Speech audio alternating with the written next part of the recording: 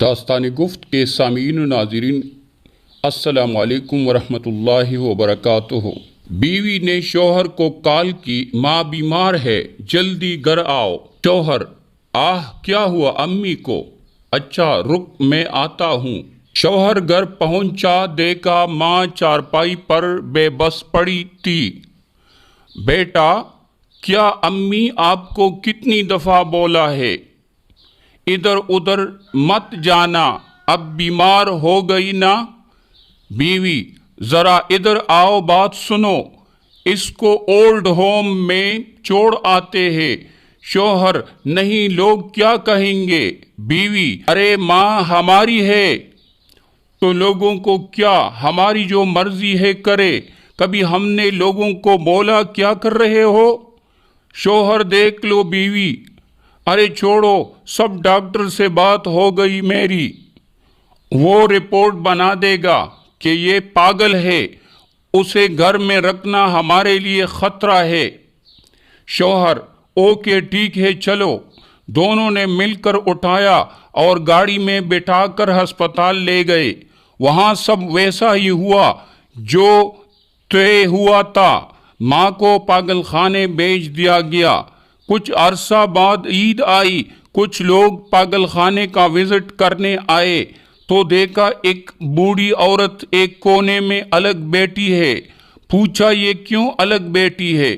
انتظامیہ کا ایک بندہ بولا یہ خطرناک پاگل ہے اس لیے الگ رکھا ہے۔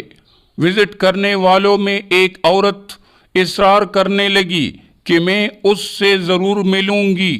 وہ اندر داخل ہو گئی۔ اس نے بولا کیسی ہے آپ؟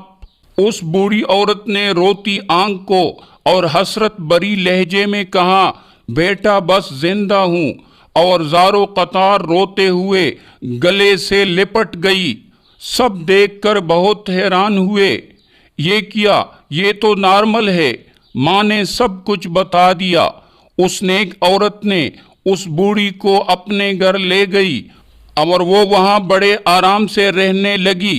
ایک عرصہ گزر گیا، پھر ایک دن اچانک ایک مانگنے والا آیا تو سب کہیں گئے ہوئے تھے، تو ماں نے دروازہ کھولا تو سامنے ایک پھٹے کپڑے، ٹوٹے جوتے، بدحواسی سی شکل کا آدمی کھڑا تھا۔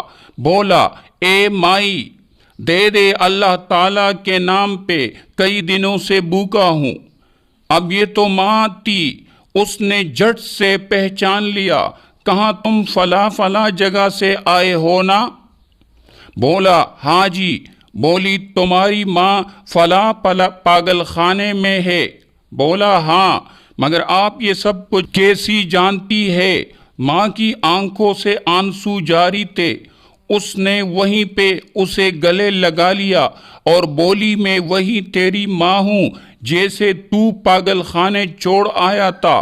بیٹا بھی رونے لگا۔ سب گھر والے بھی اسی اثنا میں آ گئے۔ سب کچھ دیکھ کر، ماں کو روتا دیکھ کر سب رونے لگے۔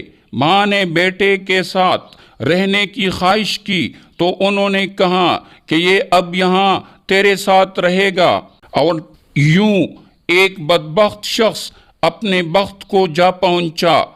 ماں کی قدر کرو تاکہ لوگ آپ کی قدر کریں۔ والسلام، جہاں رہو خوش رہو۔